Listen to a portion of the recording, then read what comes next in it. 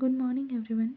आज हम लोग पढ़ने जा रहे हैं लोक व्यवहार, जिसको लिखा है डेल कार्नेगी ने और इसका अनुवाद हिंदी अनुवाद डॉक्टर सुधीर दीक्षित ने किया है। लोक व्यवहार जो है वो प्रभावशाली व्यक्तित्व की कला के बारे में बताता है।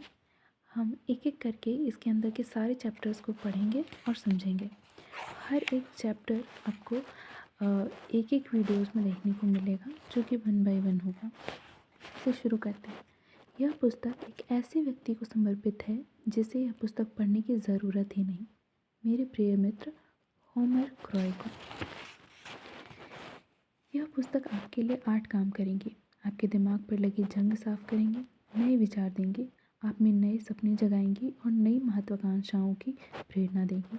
आपको ऐसा तरीका बताएगी जिससे आप जल्दी से जल्दी और आसानी से दोस्त बना सकेंगे। आपकी लोकप्रियता बढ़ाएगी, लोगों से आपकी बात मनवाने में मदद करेंगी, आपके प्रभाव मान सम्मान को बढ़ाएगी और काम कराने की योग्यता को बढ़ाएगी। शिकायतों से निपटने, बहस से बचने और संबंधों को मधुर बनाने के तरीके सिखाएंगी। एक अच्छा वक्ता और दिलचस्प बातें करने वाला बनाएंगी। आपके साथियों में उत्साह भरने का तरीका सिखाएंगी। इस पुस्तक ने 36 से भी ज़्यादा भाषाओं में 1 करोड़ से भी ज़्यादा पाठकों के लिए यही काम किए हैं। आज हम पढ़ने जा रहे हैं पहला खंड, खंड 1, जिसमें हम पढ़ेंगे लोगों को प्रभावित करने के मूलभूत तरीके, जिसमें पहला चैप्टर है अगर शहद इकट्ठा करना हो तो मधुमक्खी के छत्ते पर लात ना मारें।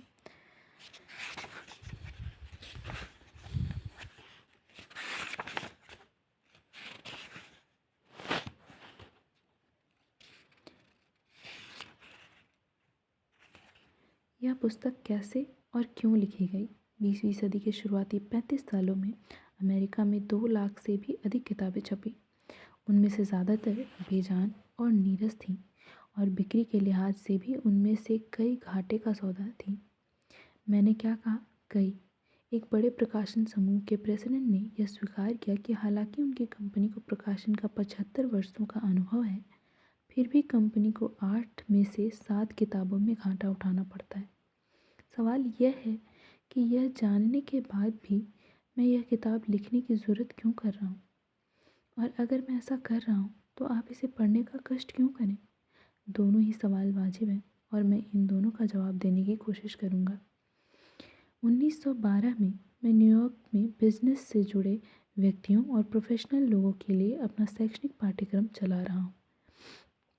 शुरुआत में तो मैं सिर्फ लोगों को सार्वजनिक रूप से बोलने की कला सिखाता था, ऐसे कोर्स जिनका लक्ष्य था वयस्क लोगों के दिल से बोलने का डर दूर करना, उनमें इतना आत्मविश्वास पैदा करना कि वे अपने पैरों पर खड़े होकर ज़्यादा स्पष्ट तरीके से अपने विचार व्यक्त कर सकें, चाहे वे बिजनेस इंटरव्यू में बोल रहे हों या समूह में चर्चा कर रहे हों।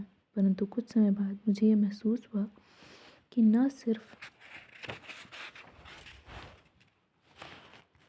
प्रभावी ढंग से बोलने की कला महत्वपूर्ण है, बल्कि लोगों के लिए यह भी महत्वपूर्ण है कि वे रोज़मर्रा के बिजनेस और सामाजिक जीवन में लोगों के साथ किस तरह व्यवहार करें। मैंने यह भी महसूस किया कि मुझे भी ऐसे प्रशिक्षण की सख्त ज़रूरत थी। जब मैंने पीछे मुड़कर अपने बीते हुए सालों को देखा तो मैं काँप गया कि समझदारी की कमी और इस कला के अज्ञान की वजह से मैंने ज़िंदगी में कितनी सारी गलतियाँ की थी। काश किसी ने मेरे हाथों में ऐसी कोई पुस्तक 20 साल पहले रखी होती। यह मेरे लिए कितना अनमोल तोहफा होता। अगर आप बिजनेस में हैं तो लोगों को प्रभावित करना शायद आपकी सबसे बड़ी चुनौती होगी। अगर आप गृहिणी या वास्तुविद या इंजीनियर हैं तो भी आप लोगों को प्रभावित करना चाहते होंगे। कुछ साल पहले Carnegie foundation for the advancement of teaching के तत्वाधान में एक रिसर्च की गई। इससे एक बेहद महत्वपूर्ण तथ्य पता चला, एक ऐसा तथ्य जिसे कार्नेगी इंस्टीट्यूट ऑफ टेक्नोलॉजी में हुए अतिरिक्त अध्ययनों ने सही ठहराया। इस शोध से पता चला कि किसी की आर्थिक सफलता का केवल 15% ही उसके तकनीकी ज्ञान पर निर्भर करता है, जबकि उसकी सफलता का 85% उसके व्यवहार की कला पर निर्भर करता है। यानी उसका व्यक्तित्व और लोगों को नेतृत्व करने की उसकी कला उसे 85% सफलता दिलवाती है। कई सालों तक मैंने फिलाडेल्फिया के इंजीनियर्स क्लब में अपने कोर्स चलाए। इसके अलावा मैं American institute of electrical engineers की न्यूयॉर्क शाखा के लिए भी कोर्सेज चला चुका हूँ।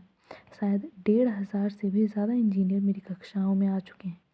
वे मेरे पास इसलिए आए क्योंकि वर्षों के अनुभव ने उन्हें यह सिखा दिया था कि इंजीनियरिंग के क्षेत्र में सबसे ज़्यादा तनख्वाह उन्हें नहीं मिलती जिनके पास इंजीनियरिंग का सबसे ज़्यादा ज्ञान है, बल्कि उन लोगों को मिलती है जिनमें व्यवहार की कला है। केवल तकनीकी ज्ञान या योग्यता के लिए आप किसी भी इंजीनियर, अकाउंटेंट, आर्किटेक्ट को नाम मात्र की तनख्वाह पर नौकरी पर रख सकते हैं, परंतु अगर किसी व्यक्ति में तकनीकी ज्ञान है, अपने विचारों को व्यक्त करने की कला है, लीडर बनने की योग्यता है और लोगों में उत्साह भरने की क्षमता है, तो उसकी तनख्वाह निश्चित रूप से अधिक होगी। अपने सबसे सफल दौर में जॉन डी रॉकफेलर ने कहा था, लोगों से व्यवहार करने की कला भी उसी तरह खरीदी जाने वाली एक वस्तु है जैसे कि शक्कर या कॉफ़ी। जॉन डी ने यह भी कहा था, और मैं इस कला के लिए दुनिया की किसी भी चीज़ से ज़्यादा कीमत देने के लिए तैयार हूँ। क्या आपको नहीं लगता कि जो कला दुनिया की किसी भी चीज़ से ज़्यादा कीमती है, उसे सिखाने के लिए दुनिया के हर कॉलेज में कोर्स चलने चाहिए? परंतु मैंने तो आज तक ऐसे किसी कोर्स या कॉलेज का नाम नहीं सुना। यूनिवर्सिटी ऑफ शिकागो और यूनाइटेड YMCA स्कूल्स ने एक सर्वे कराया जिसमें लोगों से यह पूछा गया था कि वे क्या सीखना चाहते हैं। इस सर्वे पर $25,000 खर्च हुए और इसमें 2 साल का समय लगा।